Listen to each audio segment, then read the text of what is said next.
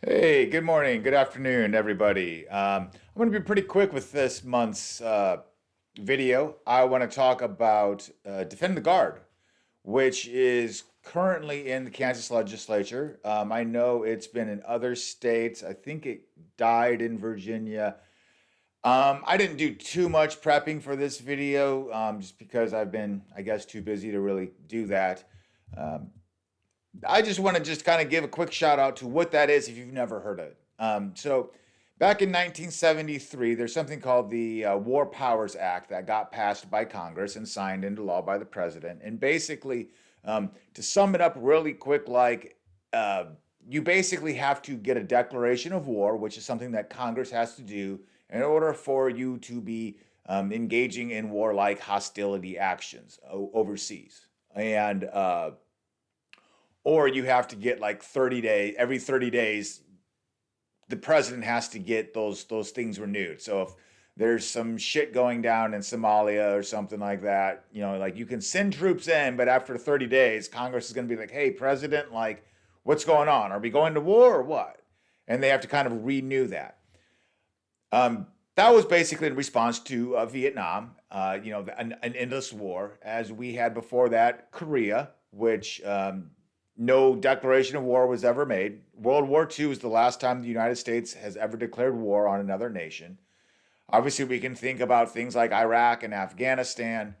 And what's really bad, despite all of how much of a failure the War Powers Act clearly is, it's clearly not doing what it's supposed to be doing because Congress, whether it's a Republican or Democrat Congress, is clearly giving the president power to just continue to on with these wars, whether it's a Democrat Congress giving the power to Bush or Republican Congress giving the power to Obama.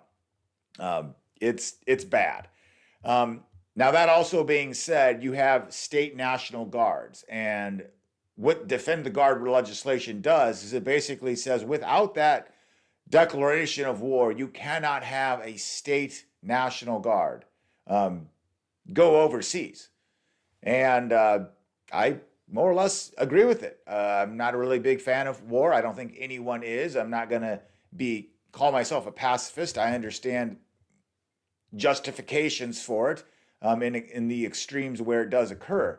But this military industrial complex, this American empire that we have going across overseas for literally a lot of our entire lives. I mean, how many people literally remember a time before World War II when America was not trying to police the world and spread democracy with bombs all over the place? There's not a lot of them left.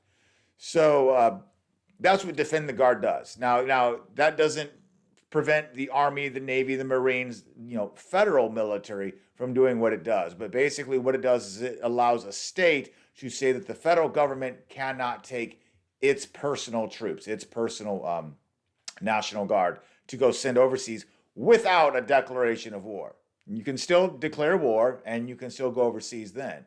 But that's what Defend the Guard legislation does. It seems beyond common sense, although I've been following it in the news and it's been dying. The bill has been, getting struck down. It has not been getting passed, but it did make it out of, I want to say, the Senate committee here in Kansas, and I believe it's going into a House committee here now. So that's where it's at. I think I had to send out that testimony today as a support of Defend the Guard legislation. So that's where I'm at. That's going to be this month's video. If you'd like to see a particular topic get covered, I'm more than happy to do that. Go ahead and throw it down any suggestions in the comments. And if not, I think I might go back and do some more stuff about ranked choice voting. I did some really interesting math stuff with it, which just as a math nerd really intrigued me and is kind of worth sharing about how you can kind of see some of the different ways of doing ranked choice voting. In the previous video, all I did was kind of talk about the voting for that, which right now in Kansas, they're trying to make that illegal. That's what I actually, it passed the Senate and now it's in the House committee. It passed the Senate committee, now it's in the House committee.